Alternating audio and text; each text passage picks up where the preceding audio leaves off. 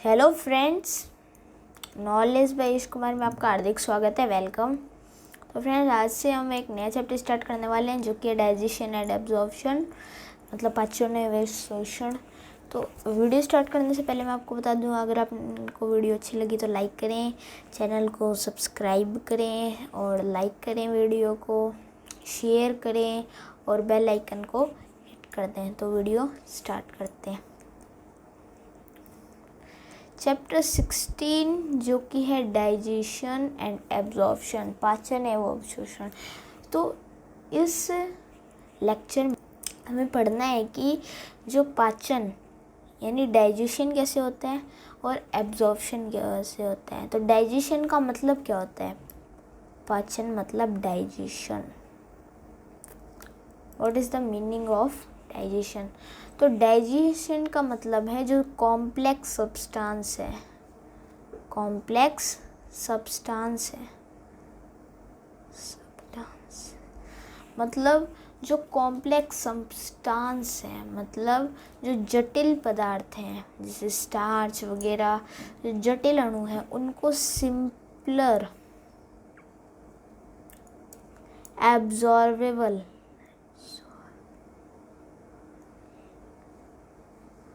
Form में convert करना। मतलब जो कॉम्प्लेक्स सब्सटेंस है उनको सिंपल मतलब सरल, एब्जॉर्बेबल फॉर्म मतलब अवशोषित, मतलब जिन्हें हमारा ब्लड आसानी से यूज़ में ले सके ग्लूकोज में कन्वर्ट करके। तो कॉम्प्लेक्स सब्सटेंस को सिंपल एब्जॉर्बेबल फूड में कन्वर्ट करना।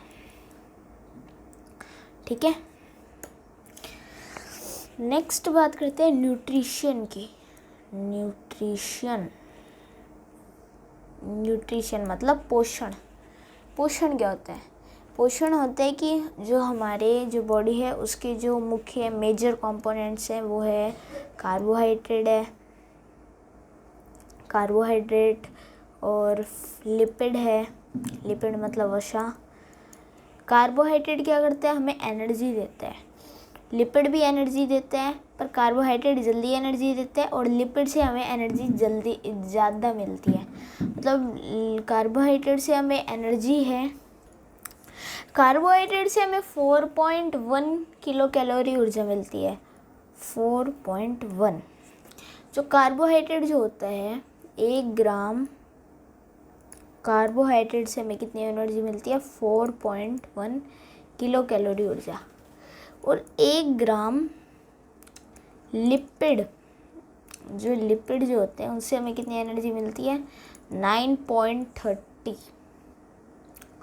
तो कम से कम इससे 1.5 गुना ज़्यादा, मतलब कम से कम 4 काफ़ी ज़्यादा एनर्जी। मतलब हमें ज़्यादा एनर्जी किससे मिलती है? लिपिड से। पर हमें जल्दी एनर्जी किससे मिलती है? कार्बोहाइड्रेट से। तो घी वगैरह, घी जैसे कि मक्खन वगैरह, इनमें ये क्या होते हैं? लिपिड होते हैं। और कार्बोहाइड्रेट जैसे कि रोटी में स्टार्च होता है तो वो कार्बोहाइड्रेट होते हैं। तो कार्बोहाइड्रेट होता है, लिपिड होता है और होता है प्रोटीन जिससे हमारी बॉडी बनती है, वो प्रोटीन होता है। नेक्स्ट है कि हमारी बॉडी में जो न्यूट्रिशन जो होता है, मतलब पोषण जो होता है वो अलग अलग टाइप का होता है। पोषण की जो विधियां हैं वो अलग अलग हैं। जैसे कि शाकाहारी भी होते हैं, मांसाहारी भी होते हैं, सर्वाहारी, तो अलग अलग टाइप के। न्यूट्रिशन क्या होता है? तो न्यूट्रिशन होता है the major components of our food like carbohydrate, protein, fats, vitamins, minerals are also required in small quantities. हमें ये कम मात्रा में पाई चाहिए। हमारे जो मेजर कंपोनेंट्स होते हैं, हमारे फूड के मेजर कंपोनेंट्स होते हैं, कौन होते हैं? Carbohydrate, protein and fat. और विटामिन और जो मिनरल जो होते हैं, विटामिन एंड मिनरल्स, मतलब विटामिन और खनिज जो तत्व होते हैं जिन्हें हम मिनरल्स कहते हैं। तो ये जो मिनरल्स होते हैं ये भी हमें रिक्वायर्ड होते हैं स्मॉल क्वांटिटी में, थोड़ी मात्रा में ये रिक्वायर्ड होते हैं। ठीक है, food provide energy and organic material for growth and repair tissue. मतलब फूड जो होता है वो हमें ग्रोथ करवाता है, मतलब हम 2 साल के होते हैं तब छोटे होते हैं, 4 साल के और बड़े बड़े होते रहते हैं, तब वो फूड हमें वो करा देता है। पर एक एज के बाद वो रुक जाती है ग्रोथ, और उसके बाद में जब कटने पर मतलब कहीं हाथ कट जाता है तब वहाँ की जो सेल्स जो होती हैं, मतलब जो डैमेज जो टिश्यू होता है वो और नई सेल्स बनाती है वहाँ पे नहीं, तो न्यूट्रिशन इसके लिए ज़रूरी होता है। और या फिर हमारा हार्ट बीट जो होती है, दिल धड़कता है, तो उसके लिए भी एनर्जी हमें चाहिए। तो ये न्यूट्रिशन हो गया। तो न्यूट्रिशन एक होता है मैक्रोबायोमोलिक्यूल और माइक्रोबायोमोलिक्यूल। मैक्रोबायोमोलिक्यूल जो होते हैं, जो मतलब पॉलीमर होते हैं, बड़े जो अणु होते हैं उन्हें हम मैक्रोमोलिक्यूल कहते हैं, और जो छोटे जो अणु होते हैं उन्हें माइक्रो। अब पोषण के प्रकार होते हैं, जो टाइप्स ऑफ पोषण, types of nutrition, types of nutrition, nutrition पोषण के प्रकार।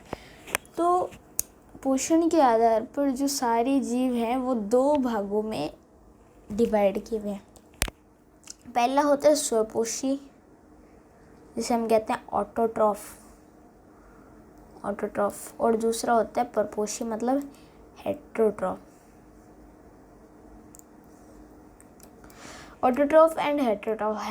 ऑटोट्रॉफ जो होते हैं वो एनिमल्स वो अपना वजन खुद बनाते हैं। They animals who made our food self called autotroph. जैसे कि ऑल ग्रीन प्लांट्स, सारे के सारे जो हरे जो पादप जो होते हैं वो अपना वजन खुद बनाते हैं। All green plants, the luminance of sunlight in atmosphere help to chlorophyll and atmosphere in present CO2 और earth to got water to make carbohydrate. मतलब ऑटोट्रॉफ जो होते हैं स्वपोषी, जैसे कि प्लांट्स। तो प्लांट्स में एक प्रोसेस होती है जिन्हें हम क्या कहते हैं, फोटोसिंथेसिस। नेक्स्ट मैं समझाता हूँ। फोटोसिंथेसिस कहते हैं, फोटोसिंथेसिस। फोटोसिंथेसिस होता है प्रकाश संश्लेषण। मतलब जो प्लांट्स पे जो पत्तियां जो होती हैं वो फोटोसिंथेसिस करती हैं, क्योंकि उनमें एक पिगमेंट पाए जाते हैं जिन्हें हम कहते हैं क्लोरोफिल। क्लोरोफिल होते हैं, क्लोरोफिल।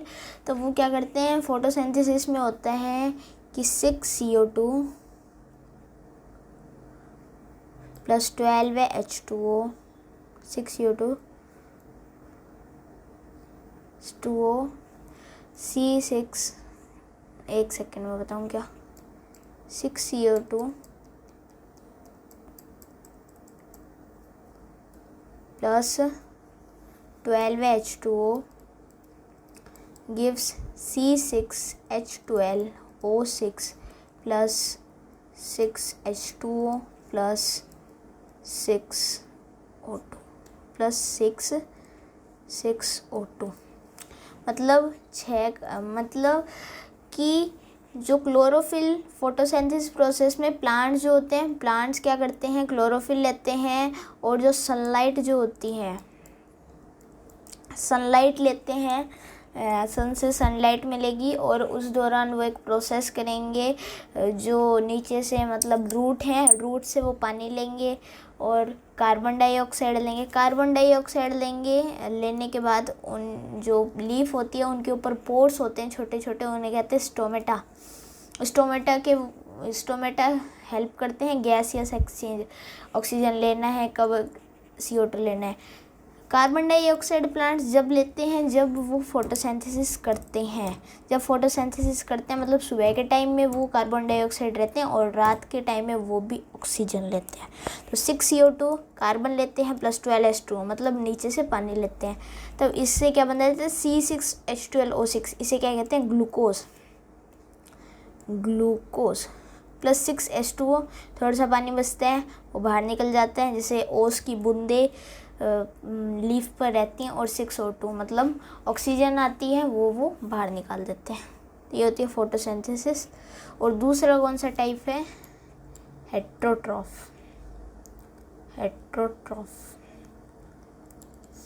हेट्रोट्रॉफ में क्या होता है, वे जीव जो अपना भोजन के लिए प्रत्यक्ष या फिर अप्रत्यक्ष दूसरे पर या फिर पौधों पर आश्रित रहते हैं, उन्हें हम परपोषी कहते हैं।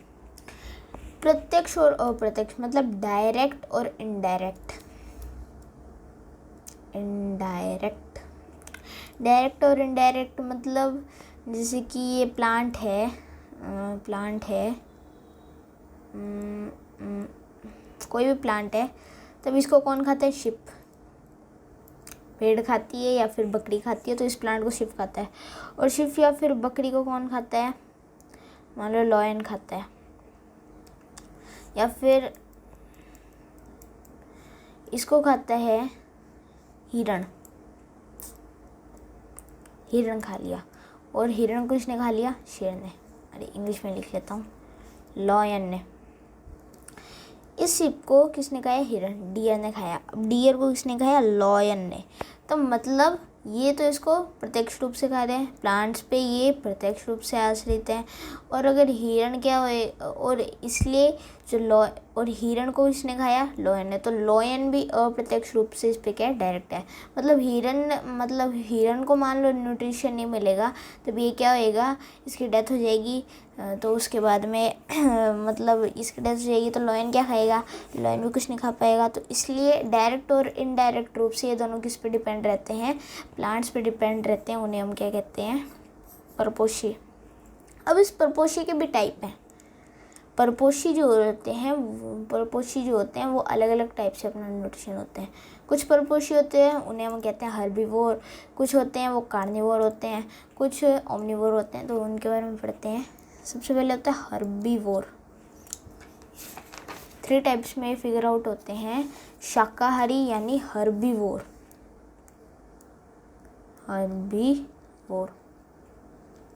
हर्बीवोर क्या चीज़ होती है, वो जो अपना भोजन किससे they get our food from the plants. ये अपना भोजन प्लांट से खाते हैं। जैसे कि एग्जाम्पल है इसका, काऊ हो गया, गाय, और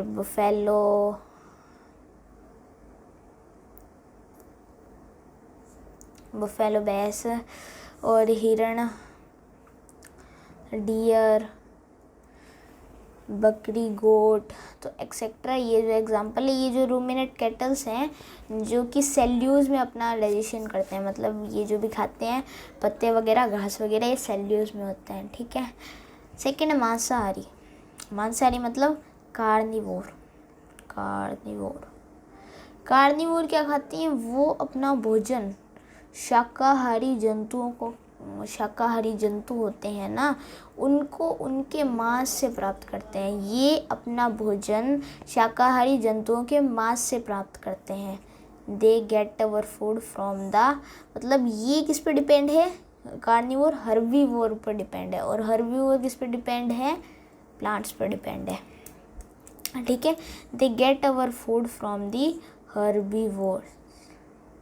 हर्बीवोर से अपना भोजन प्राप्त करते हैं। एग्जाम्पल हो गया लॉयन, पैंथर हो गया, पैंथर, डॉग भी हो, या फिर वॉल्चर हो गया, गिद्ध, वॉल्चर,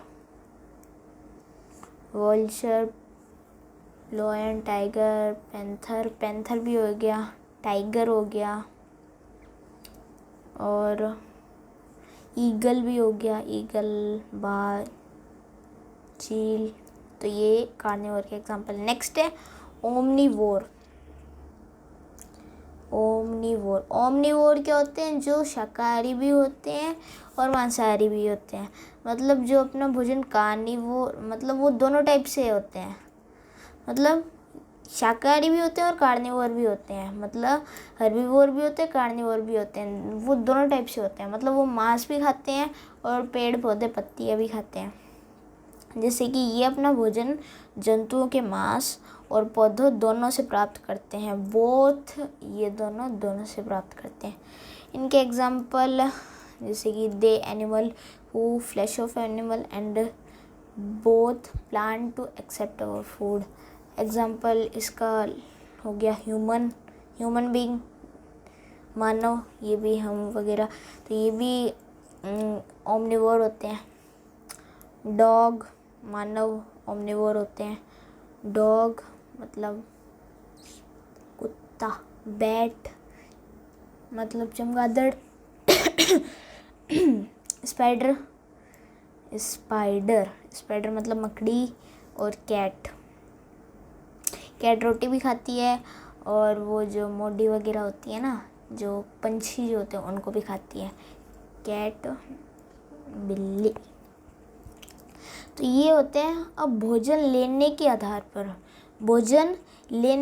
पर मतलब वो किस किस टाइप से लेते हैं, एब्जॉर्ब कैसे करते हैं उनको, उनके लिए भी उनको निम्न श्रेणी में बांटा गया है। उनमें से पहला है अपना परजीवी मतलब पैरासाइट।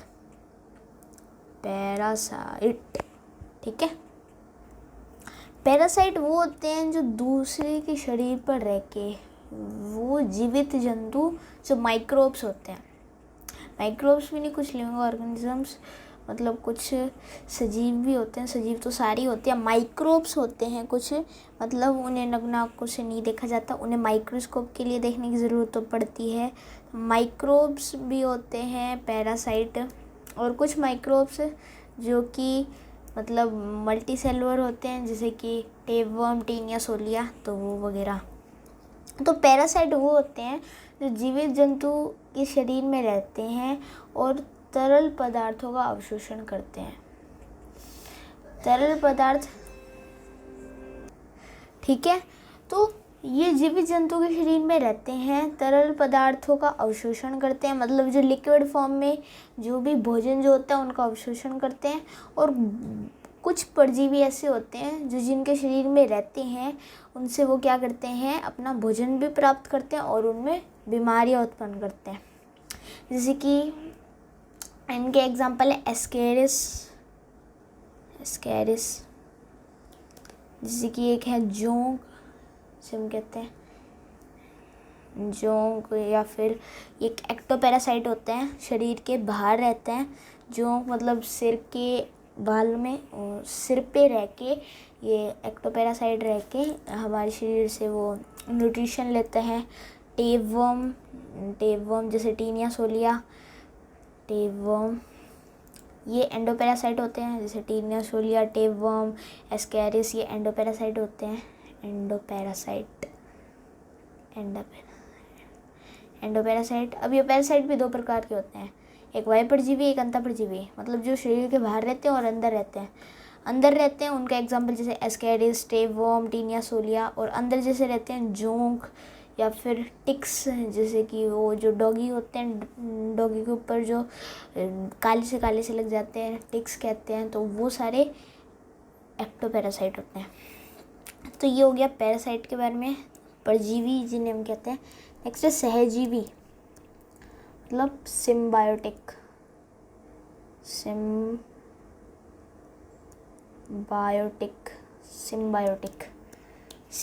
मतलब सहजीवी होते हैं जैसे कि जो भोजन ग्रहण करने वाले जीव और तथा पोषद दोनों को फायदा होता है। इसका एग्जांपल है, जैसे कि एक एग्जांपल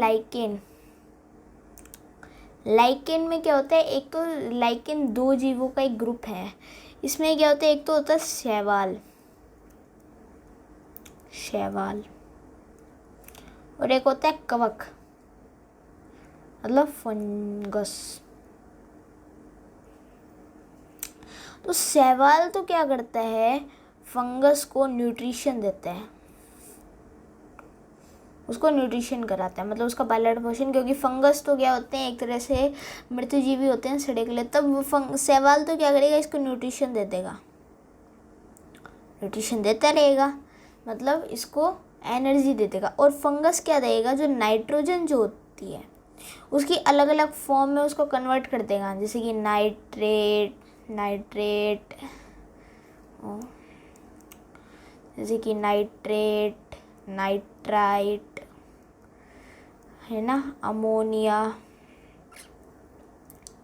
तो इन में ये कन्वर्ट करके इसको दे देगा शैवाल को। शैवाल नाइट्रोजन लेता नहीं है, उनके अलग अलग फॉर्म में अमोनिया, नाइट्रेट, नाइट्राइट इनमें कन्वर्ट करके दे देगा और इसके मतलब दोनों को एक दूसरे से फ़ायदा हो रहा है। शैवाल इसको न्यूट्रिशन ले रहा है और फंगस इसको नाइट्रोजन का स्थिरीकरण करके इसको दे रहा है। तो इसी जो संबंध है उसको सहजीवी या फिर सिम्बायोटिक कहते हैं। ठीक है, इसमें लिखा हुआ है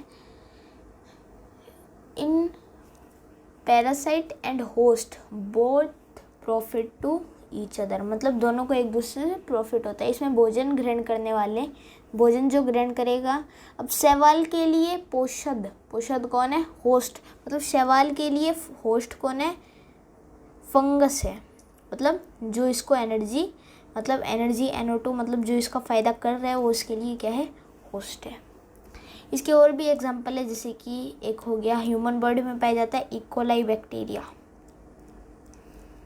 आहार नाल में पाया जाता है, डाइजेस्टिव सिस्टम में वो आगे पढ़ेंगे इकोलाई बैक्टीरिया। या फिर और भी एग्जांपल है। थर्ड है मृतजीवी, मतलब सेप्रोफाइट।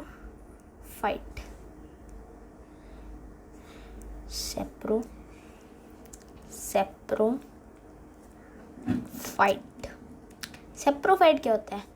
तो सेप्रोफाइट वो होते हैं जिन्हें हम हिंदी में क्या कहते हैं? मृतजीवी वो होते हैं जो सड़े गले मृत जीवों और पौधों से अपना भोजन प्राप्त करते हैं।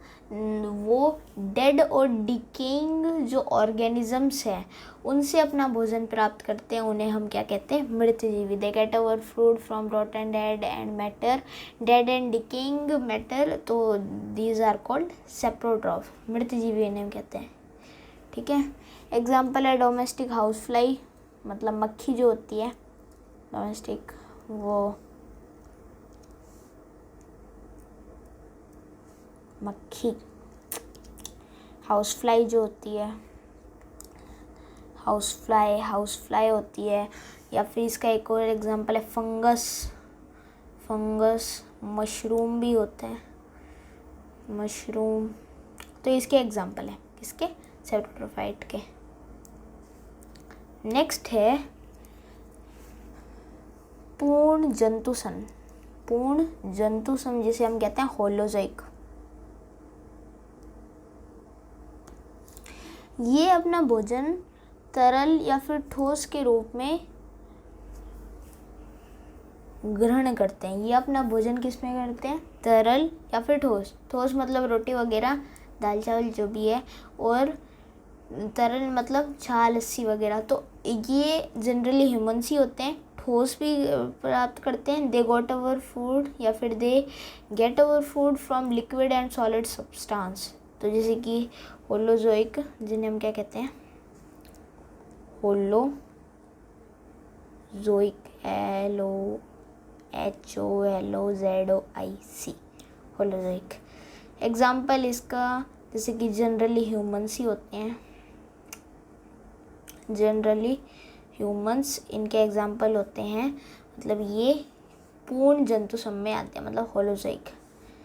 नेक्स्ट है पूर्ण पादपसम मतलब होलोफाइटिक।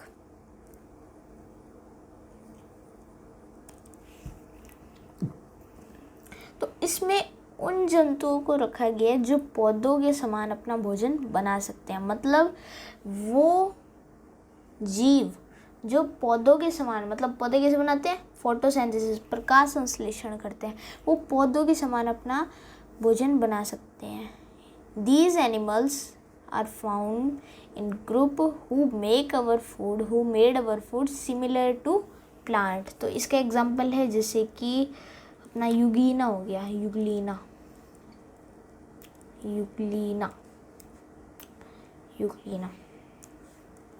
इसका एग्जाम्पल हो गया। ठीक है, तो इतना हो गया। फिर नेक्स्ट है कुछ जो मनुष्य के लिए और अन्य जंतु के लिए आवश्यक पोषक पदार्थ, necessity nutrients for the human and other animals. तो इसमें पहले है अपना कार्बोहाइड्रेट। जनरल इंफॉर्मेशन देंगे इसकी। कार्बोहाइड्रेट क्या होता है? तो कार्बोहाइड्रेट होते हैं ये कार्बन, हाइड्रोजन ऑक्सीजन के बड़े कार्बनिक यौगिक होते हैं। They are organic component of carbon, hydrogen, oxygen के। शरीर में हमारे मतलब सेल्स में, शरीर के सेल्स में जो कार्बोहाइड्रेट जो होता है उससे ग्लूकोज, मतलब कार्बोहाइड्रेट क्या होता है, ग्लूकोज होता है। मतलब ग्लूकोज जो होता है वो कार्बोहाइड्रेट के अंतर्गत आता है। तो ग्लूकोज, तो शरीर में कोशिकाओं में क्या होता है, ग्लूकोज को, कार्बोहाइड्रेट को किस में चेंज किया जाता है, ग्लूकोज में, ऑक्सीकरण किया जाता है इसका। और कार्बोहाइड्रेट होता है वो एक क्या होता है, फ्यूल सब्सटेंस होता है। फ्यूल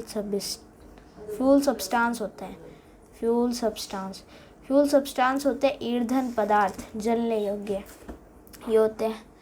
और एक सामान्य जो अडल्ट पर्सन होते हैं वो लगभग पर डे 500 ग्राम क्या करता है, जो कार्बोहाइड्रेट को, जो एक अडल्ट पर्सन मतलब 30 to 40 ईयर्स के बीच में के जो पर्सन जो होते हैं वो प्रतिदिन 500 ग्राम क्या करते हैं, कार्बोहाइड्रेट ऊर्जा का लेते हैं, 500 ग्राम कार्बोहाइड्रेट की आवश्यकता उन्हें होती है। कार्बोहाइड्रेट हमें किससे मिलता है, हमें वो व्हीट से मिलता है, सेरल से मिलता है,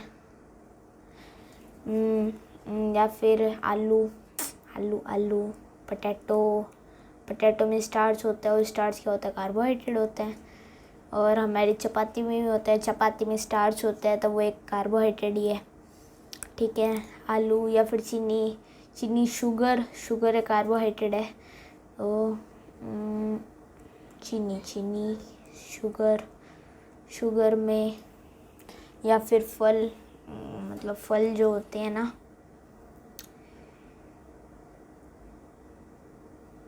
फ्रूट्स,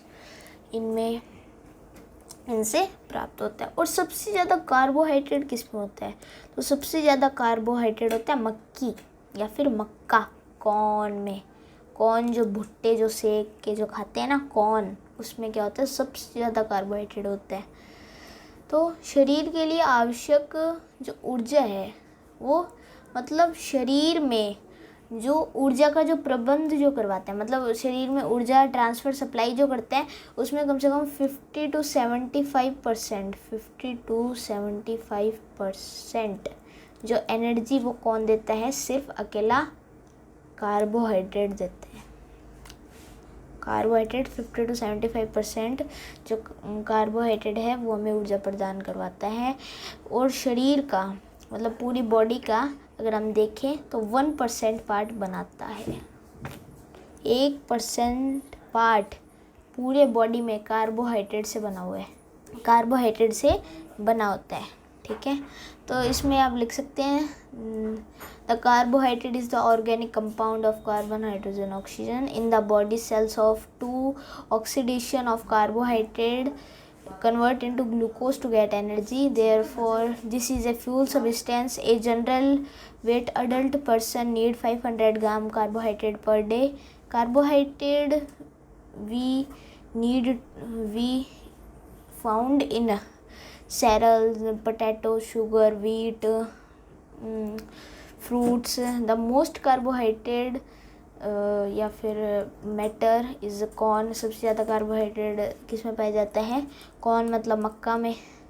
और बॉडी में जो होता है 50 to 75% in the body required energy to the 70% part we need to the carbohydrate, but in the body weight 1% part of the carbohydrate made. तो ये इसके बारे में सिंपल। नेक्स्ट है वसा मतलब लिपिड, LIPID।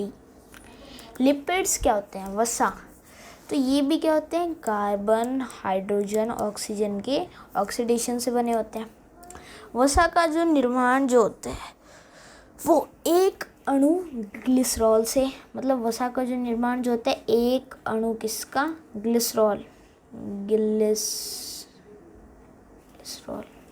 और 3 अणु फैटी एसिड, किसके, फैटी एसिड। एक अणु ग्लिसरॉल और 3 अणु फैटी एसिड, मतलब 1 अणु ग्लिसरॉल और 3 अणु किसके, फैटी एसिड। फैटी एसिड क्या होते हैं, वसा अम्ल, जिनसे ये वसा बना होता है। मतलब फैटी एसिड क्या होता है, माइक्रो मॉलिक्यूल्स होते हैं, मतलब सूक्ष्म जैव अणु, और मैक्रो बायोमॉलिक्यूल्स वसा क्या होते हैं, वृहद जैव अणु होते हैं। ठीक है, इतना आ गया। एक सामान्य व्यक्ति को प्रतिदिन 50 ग्राम क्या चाहिए, वसा चाहिए। कार्बोहाइड्रेट 500 ग्राम, ये 50 ग्राम। ठीक है, वसा विभिन्न खाद्य पदार्थों से मिलती हैं, जैसे चर्बी से मिलती हैं, देसी घी या फिर देसी घी कुछ भी, मटन, मक्खन, तेल और ऑयल वगैरह इनमें प्राप्त होती है, जैसे कोकोनट ऑयल, मस्कुलर ऑयल, तो उनमें ये मिलती है। एक सामान्य व्यक्ति को 50 ग्राम वसा की आवश्यकता होती है। शरीर के लिए ऊर्जा का संतृप्त वसा अधिक सेवन में रक्त में कोलेस्ट्रॉल की मात्रा बढ़ जाती है। संतृप्त वसा जानते हो, सैचुरेटेड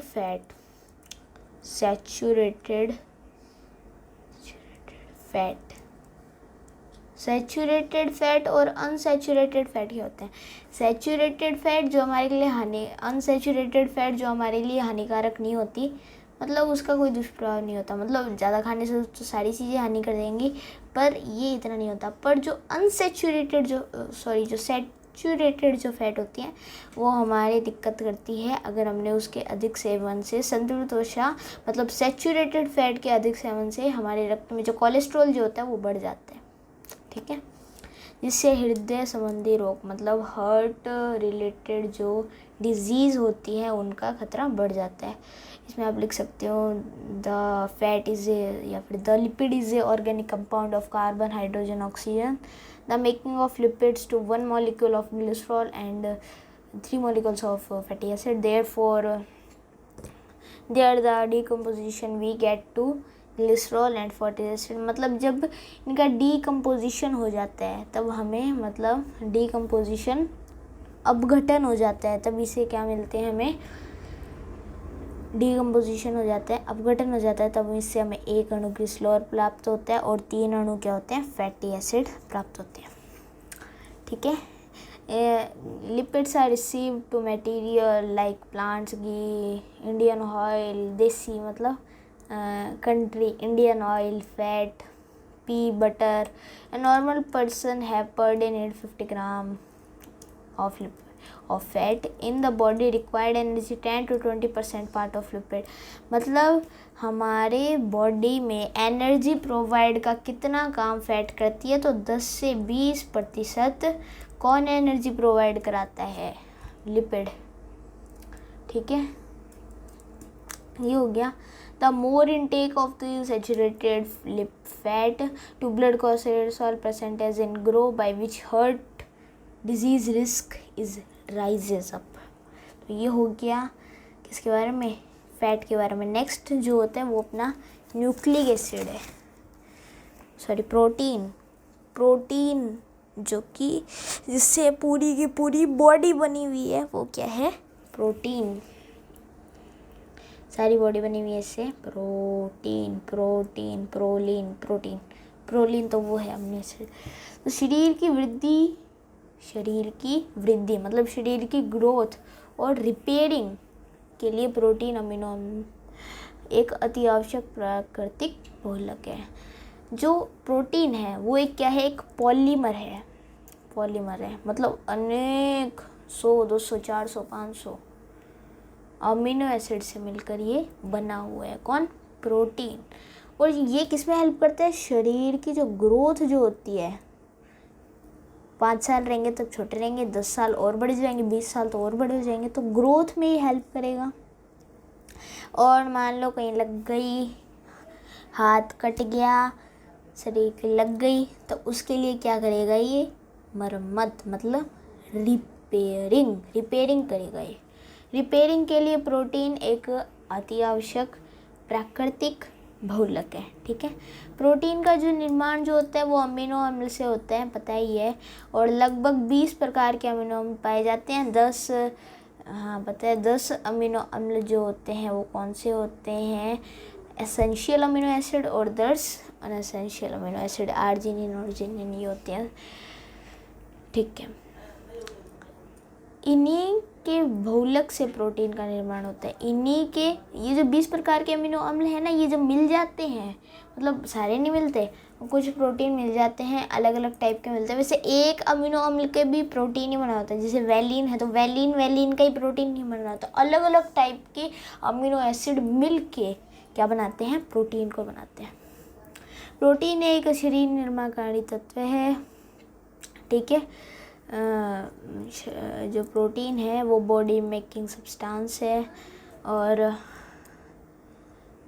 तत्व भी कहा जाता है। प्रोटीन को शरीर निर्माणकारी तत्व भी कहा जाता है, या फिर है ही। ये हमें प्रोटीन बहुल्य खाद्य पदार्थ।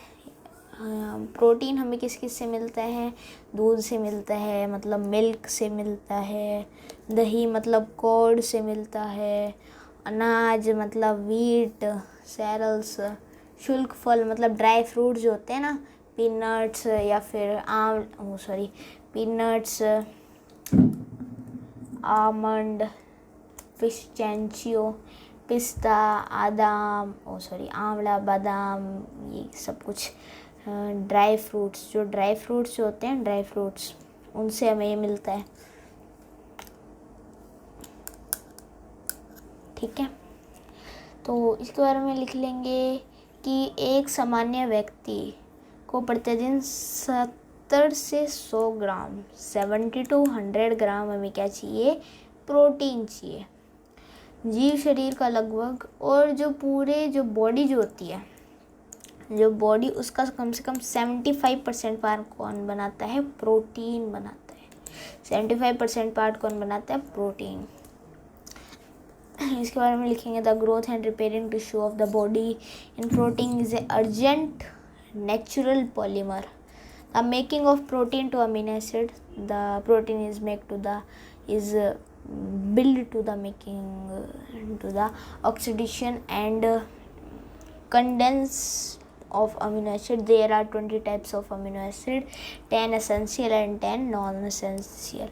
The protein of these make to protein, the polymer of this the amino acid, ठीक है। and there are 20 types of amino acid, ये हो गया। the polymer of amino acid make the protein is known as body making substances. There are the protein is get to the milk, curd, cereal, dry fruit, wheat, egg, fish, soybean में क्या होता है, 40% protein होता है। और एक होता है स्पाइरुलिना, जो कि एक क्या होता है, स्पाइरुलिना जो होता है वो एक शैवाल होता है, एल्गी होता है, एल्गे।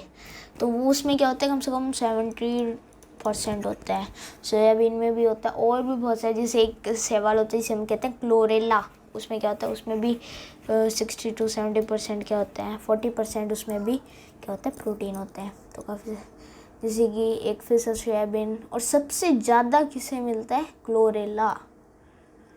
सबसे ज़्यादा किससे मिलता है, स्पाइरुलिना, क्या नाम है, स्पाइरुलिना जिसमें 70% प्रोटीन। इसका यूज़ करते हैं वो अंतरिक्ष यात्री, इंग्लिश में क्या कहते हैं इसको, एस्ट्रोनॉट वाले जो होते हैं ना, वो इसका यूज़ करते हैं। वहाँ पे वो खाना तो मिलता है नहीं, रोटी सब्जी, तब वो कैप्सूल लेते हैं, स्पाइरुलिना की होती हैं वो।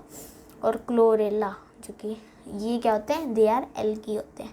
ए general person have per day 70 to 100 gram of protein need a day. The body of generally 75% make protein is made to protein, ठीक है। तो ये हो गया प्रोटीन के बारे में। नेक्स्ट जो है वो है न्यूक्लिक एसिड।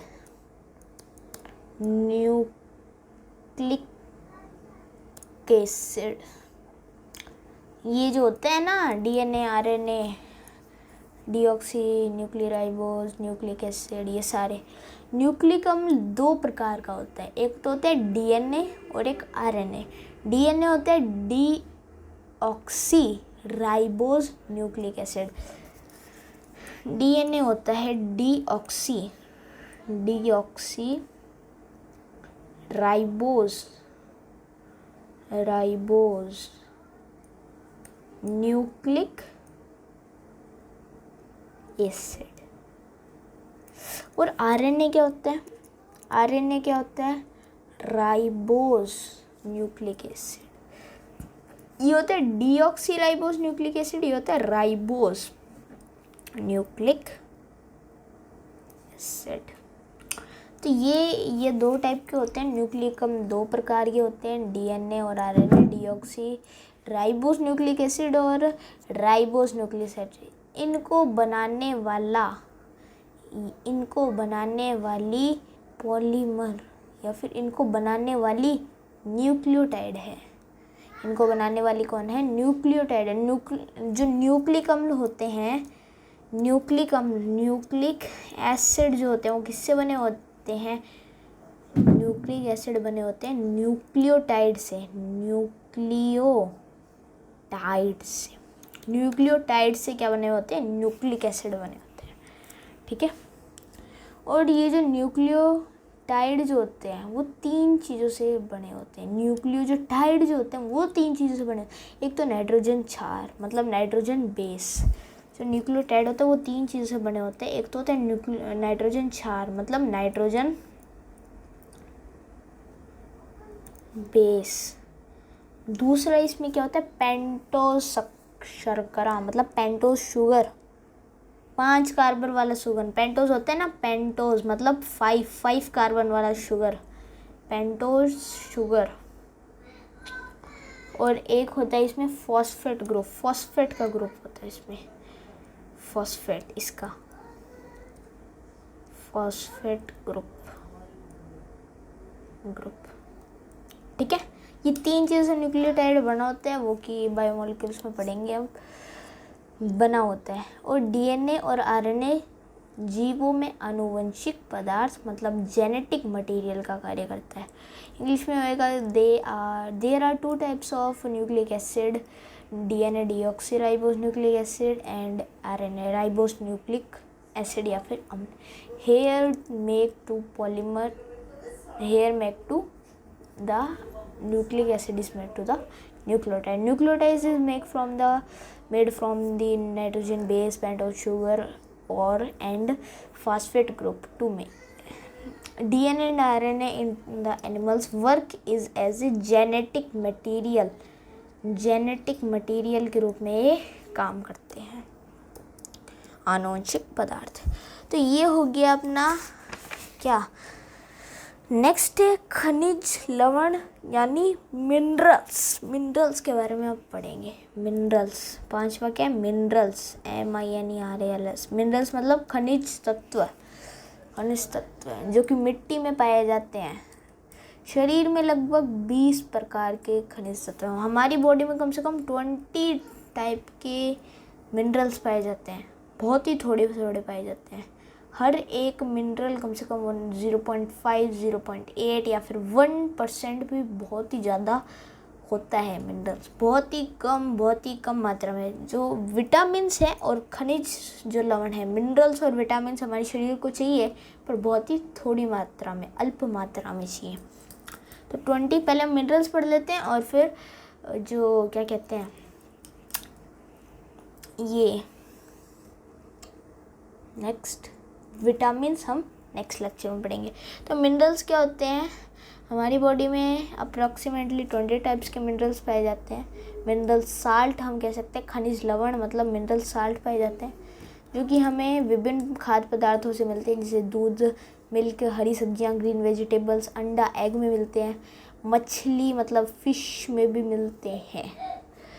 ये 2 टाइप के होते हैं, दीर्घ पोषक तत्व और छोटे पोषक तत्व। मतलब खनिज लवण जिनकी आवश्यकता प्रतिदिन होती है, तो वो अभी इतना जरूरी नहीं है। हमारे शरीर में खनिज जो लवण है उनका महत्व क्या है, मतलब इकोनॉमिक इम्पोर्टेंस क्या है। तो खनिज लवण जैसे कैल्शियम, फास्फेट हमारी हड्डियों में दांतों के लिए आवश्यक होते हैं, क्योंकि हमारी जो दांत जो होते हैं, हमारी जो टीथ जो होता है, टीथ जो होता है उसमें कम से कम 95% क्या होता है, कैल्शियम फॉस्फेट होता है। और जो बोन जो होती है, बोन मतलब उसमें 70 to 75% बोन होता है। तो जो हमारे शरीर की सबसे मजबूत चीज़ क्या होती है, तो कहते हैं बोन नहीं होती, टीथ होती है। टीथ जो होती है मैं आपको बताता हूँ। टीथ जो होता है ऐसे कुछ इस टाइप पे होते हैं। तो इसकी 3 लेयर होती हैं। सबसे पहले ऊपर होता है इनेमल वाइट जो होते हैं ना, ऊपर ही ऊपर इनेमल। उसके नीचे होता है डेंटाइन और डेंटाइन के नीचे होती है पल्प कैविटी के अंदर नर्व सेल्स, ब्लड कैपिलरीज और ब्लड वेसल्स, वेन्स, आर्टरीज वगैरह होती है। और यहाँ पे ये सीमेंट गम वगैरह होते हैं, वो वाली सीमेंट नहीं, पर जो हड्डी जबड़ा जो होता है उसके अंदर ये चिपकाए रखती है। तो इनेमल जो होता है, इनेमल में 90% to 95% क्या पाया जाता है, कैल्शियम कार्बोनेट पाया जाता है। और बोन में कितना पाया जाता है, 70 to 75। तो हमारी जो शरीर का जो सबसे मजबूत पार्ट है या फिर सबसे कठोर पार्ट है, तो वो दांतों के ऊपर पाया जाने वाला इनेमल है, बोन नहीं है।